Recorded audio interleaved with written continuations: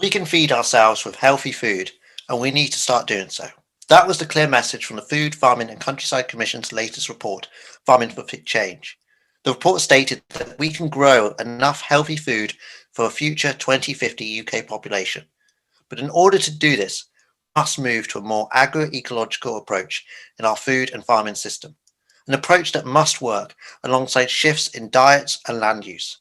Agroecology, as defined by the United Nations, refers to an approach that applies ecological principles to optimize the relationships between plants, animals, humans, and the environment.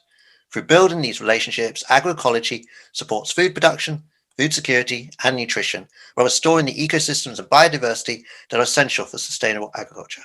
This forward-looking report that provided modelling on how the UK could achieve an agroecological transition in its food system was launched at the Oxford Real Farming Conference.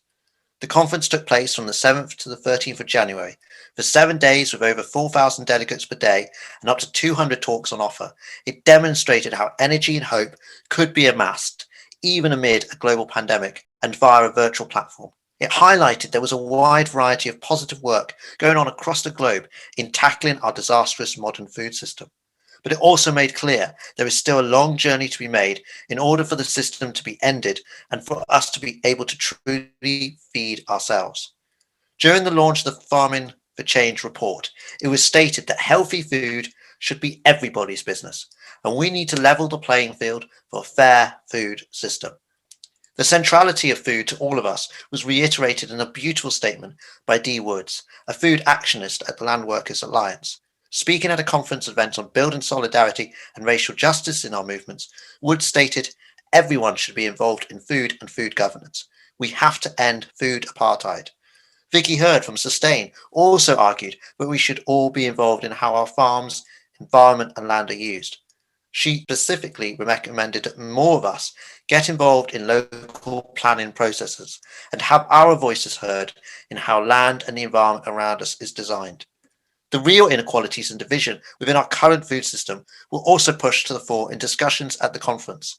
The renowned food sovereignty activist and eco-socialist Dr. Vandana Shiva noted that colonialism of the past and the present are the same. She laid out the two informative moments in colonialization and their predication on influencing the nature of our food system and the environment. Shiva argued that first colonization declared land empty, while second colonization, through patency, declared biological sources empty. To bring the current system to an end and to foster a new food system based on agroecology that nourishes humans, animals, plants, and land, we need social change. Throughout the conference, whilst various farmers, scientists, and experts spoke on the scientific aspects of farming and food production, there was a real emphasis from many speakers on the need for social change.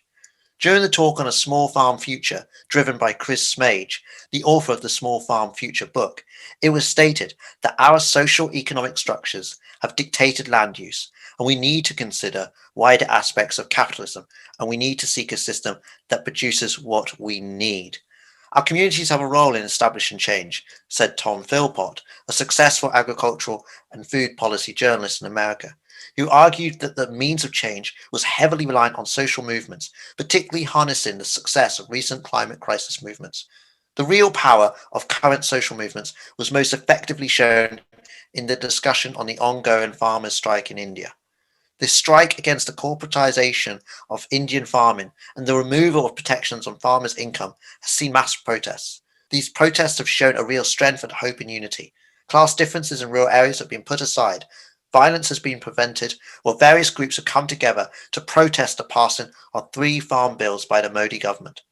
The conference filled me with an energy and drive for change. For far too long, our food has been the property of colonizers, capitalists, and the oppressors of millions. It has been extracted and plundered. The food we place in our mouths has poisoned rivers and soils, killed vast swathes of nature, displaced millions of people, and plagued many of us with ill health. It has divided humans, animals, plants, and land. No longer can we shake our heads and display momentary disappointment with our food system. The system isn't broken. It's not even failing on its own terms, but it is wrong.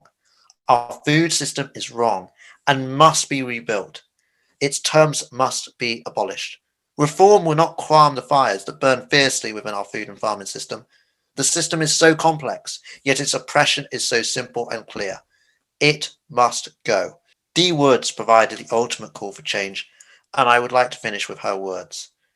It's time to step up.